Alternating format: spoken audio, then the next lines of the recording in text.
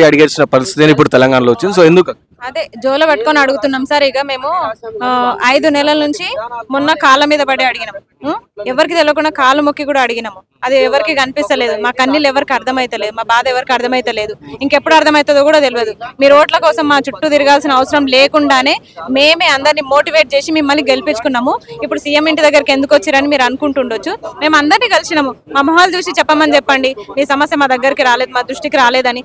మీ సమస్య మా దృష్టిలో ఉంది, ప్రభుత్వం దృష్టిలో ఉంది, మేము తీరుస్తాము, చెప్తాము, సాల్వ్ చేస్తామని చెప్తున్నారే తప్ప నోటి మాటలు కాదు. మాకు చేతి ద్వారా కావాలి, మాకు నోటి మాటలు వద్దు, మాకు వెబ్ నోట్ కావాలి, మాకు తొందరగా వెబ్ నోట్ రిలీజ్ చేయండి అని 5 నెలల క్రితమే చెప్పినాము. అయితే ఆర్ఎస్ ప్రవీణ్ కుమార్ సార్ చేసిన ట్వీట్ కి సీఎం సార్ స్పందించిండు, రేవంత్ రెడ్డి సార్ స్పందించి మేము ఖచ్చితంగా ఫాలో అప్ అయిపోతాం, మీ సూచనలు తీసుకుంటామని చెప్పారు. ఆ రోజు చాలా సంతోషించినాము. ఈ రోజు దాకా అదే మాట మీద మేము కూడా వెయిట్ చేసినాం. కానీ మా కళ్ళ ముందే మా ఉద్యోగాలన్నీ పోతున్నాయి, అన్ని బ్యాక్లాగ్స్ అవుతున్నాయి. ఇప్పుడు 1:1 వాళ్ళకి ఇచ్చేస్తున్నారు. సరే ఇచ్చేయండి, ఇచ్చేసిన తర్వాత మీరు వాళ్ళకి నెక్స్ట్ మంత్ ఫస్ట్ వీకే ఆర్డర్ కాపీస్ ఇచ్చేస్తారు. ఆ తర్వాత ఏంది, మీరు మాకు ఒక స్పష్టమైన హామీ ఇచ్చి మీరు మమ్మల్ని ఎన్ని రోజులైనా ఆపండి, మేము ఆగుతాం. కానీ ఇదేంది, ఇది ఏం చెప్పకుండా మాకు ఒక హామీ ఇవ్వకుండా మీ ఇష్టారాజ్యంగా ఇంటీరియర్ ఆర్డర్స్ ని కూడా పట్టించుకోకుండా ఇష్టారాజ్యంగా మీరు ప్రవర్తిస్తున్నారు. ఇప్పుడు మేము ఏం చేయాలి, మాకు వేరే దిక్కు లేదు. మేము ప్రతిరోజు మేము సీఎం ఇంటికి వస్తాము. ఇట్లా ఒక రోజు జోల పట్టుకొని అడిగినాం కదా, రేపు కూడా వస్తాము, ఎల్లుండి వస్తాం. మీరు ఇచ్చేదాకా మీ దగ్గరికి వస్తూనే ఉంటాము. మాకు వేరే దిక్కు లేదు. ఇక మీరే మాకు రేవంత్ అన్న ఏం న్యాయం చేస్తారో చేయండి. ఇక మీరు న్యాయం చేసేదాకా మేము ఇక్కడ నుంచి కదలేదు. మేము రోజు వస్తూనే ఉంటాము, ఇక్కడనే ఉంటాం. మేము మాకైతే ఉద్యోగాలు కావాలి, మేమేం అడగట్లేదు. కాబట్టి మా ఉద్యోగాలు మాకు ఇచ్చేదాకా మేము ఇక్కడనే ఉంటాం, కదలేదు. సో మీరు 5 నెలలుగా కూడా చేస్తున్నా అని చెప్పి, సో ఎలాంటి అంటే సీఎం ఇప్పటివరకు పట్టించుకోవాలి అంటే సీఎం చాలా సందర్భాల్లో ప్రజాపాలన, విద్యార్థుల పాలన, ఉద్యోగుల పాలన అని చెప్పి చెప్పిన పరిస్థితి. కానీ ఇప్పుడు ఎలాంటి కూడా స్పందన లేదు. ఎందుకు ఎలాంటి స్పందన లేదు? ఎందుకో మరి మా దృష్టిలో ఉంది అని చెప్తున్నా కానీ మీ దృష్టిలో ఉన్నప్పుడు మీ నోటి నుంచి ఎందుకు వెలువడట్లేదు? ఆ మాటలు ఎందుకు రావట్లేదు? మీ నోటి నుంచి ఒక మాట రావట్లేదే గురుకులాల గురించి? ఎంతసేపటికి గురుకుల సొసైటీస్ అన్ని ఒక దగ్గర చేరుస్తాం, ఇవి మాటలు మాట్లాడుతున్నారు. కానీ ఆ గురుకులాల్లో పాఠాలు చెప్పే టీచర్ల గురించి మీకు ఎందుకు చిత్తశుద్ధి లేదు? మీరు ఎందుకు మాట్లాడట్లేదు?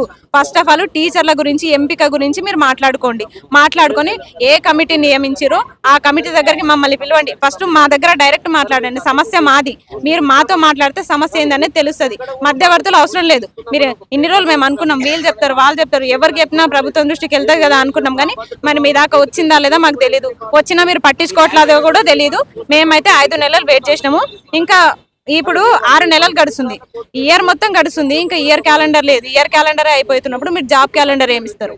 నేను అడిగేది అది. ఇయర్ క్యాలెండర్ అయిపోతుంది, 6 నెలలు అయితే ఇయర్ కూడా అయిపోతుంది. జాబ్ క్యాలెండర్ ఎప్పుడు ఇస్తారు?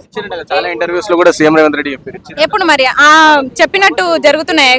ఎగ్జామ్స్ జరుగుతున్నాయా? రిజల్ట్స్ వస్తున్నాయా? మరి కరెక్ట్ ఆర్డర్ వేళ మీరు ఫాలో అప్ అయిపోతున్నారా? అది చూసుకోండి. ఇచ్చిన మనీ మీరు మేనిఫెస్టోలో ఇచ్చినట్టు కాదు, మేనిఫెస్టోలో ఇచ్చినట్టు మీరు పాటిస్తున్నారా? అది చూసుకోండి. అది చూసుకొని మాకు చెప్పండి. సమస్యలు మావి, మా దగ్గర చర్చించండి. మీరు ఇంతకు ముందు ప్రెస్ క్లబ్లలో అక్కడిక్కడ మాతో మాట్లాడి మీ నిరుద్యోగులకు మేము న్యాయం చేస్తున్నాను సారు, ఈ రోజు ఎందుకు పట్టించుకోవట్లేదు? ఈ రోజు కూడా మాతోనే అదే ప్రెస్ క్లబ్ లో, లేకపోతే మీరే మమ్మల్ని అభ్యర్థుల్ని పిలిచి 10 మంది దగ్గర మాట్లాడండి. అది మాట్లాడకుండా మా సమస్య ఎట్లా తెలుస్తుంది మీకు? మీడియాలో అక్కడిక్కడ చూడడం వల్ల మా సమస్య తెలియదు కదా. మమ్మల్ని పిలిచి మాతో మాట్లాడండి. మేము వచ్చినప్పుడన్నా 4 పిలిచి మాట్లాడుకోండి.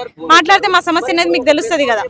సమస్య తెలియదు, దానికి సొల్యూషన్ తెలియదు. మేము మాట్లాడే ప్రయత్నం కూడా చేయలేరు, ఒక్క ఇద్దరిని పిలిచి కూడా మాట్లాడే ప్రయత్నం చేయలేదు సార్. నేనైతే ఈ రోజు నుంచి సీఎం ని గెలిపించుకున్నా కానీ ఈ రోజు దాకా సీఎం ముఖం నేనైతే చూడలేదు. మరి నేనైతే చూడలేదు సార్. ఇంత ఫైట్ చేస్తున్నా కదా, ప్రతిసారి వస్తున్నా కానీ ఇప్పటిదాకా అయితే సీఎం ముఖం నేను చూడలేదు సార్. ఒక అపాయింట్మెంట్ కోసం మీరు అపాయింట్మెంట్ తీసుకోవాలి, ఇంతకు ముందు వచ్చినప్పుడు అపాయింట్మెంట్ తీసుకోవాలి, లేకపోతే లోపల కలవలేదన్నారు. అపాయింట్మెంట్ కోసం మేము 4 days ఫోన్ చేసినాము, అపాయింట్మెంట్ ఇవ్వలేదు. మరి 2 days లో అపాయింట్మెంట్ ఇస్తామన్నారు. 4 days అయినా ఎందుకు ఇవ్వలేదు కాబట్టి మేము ఇట్లా వచ్చి కూర్చున్నాము. సరే, ఎన్ని రోజులైనా మీరు స్పందించే వరకు మేము ఇక్కడనే కూర్చుంటాం. మీరు మాకు ఏం న్యాయం చేస్తారో చేయండి. గత ప్రభుత్వం లెక్కనే ఈ ప్రభుత్వం కూడా పోతుంది అనుకోవచ్చా? అది 10 సంవత్సరాల తర్వాత వెలిగింది మాకు. మేము నష్టపోతున్నాం నిరుద్యోగులం అని చెప్పేసి 10 సంవత్సరాల లోపల వెలిగింది. కానీ ఇది 6 నెలల లోపలనే తెలిసిపోతుంది సార్. 6 నెలల్లో రోడ్డు మీద కూర్చున్నాం. ఈ రోజు వచ్చి ఇప్పుడు టెంపుల్ దగ్గరికి వెళ్ళండి, టెంపుల్ దగ్గరికి వెళ్ళి బిచ్చం ఎత్తుకోవాలా సార్? మేము బిచ్చం ఎత్తుకోవాలా? ఇప్పుడు మాకు అదే పరిస్థితి ఉంది. మీరు మాకు ఉద్యోగాలు ఇవ్వకపోతే మేము బిచ్చం ఎత్తుకుతాం. అప్పుడు మీకు సంతోషంగా ఉంటుందా? మీరు ఇదే పాలన మీరు కోరుకున్నది ఇదేనా తెలంగాణలో?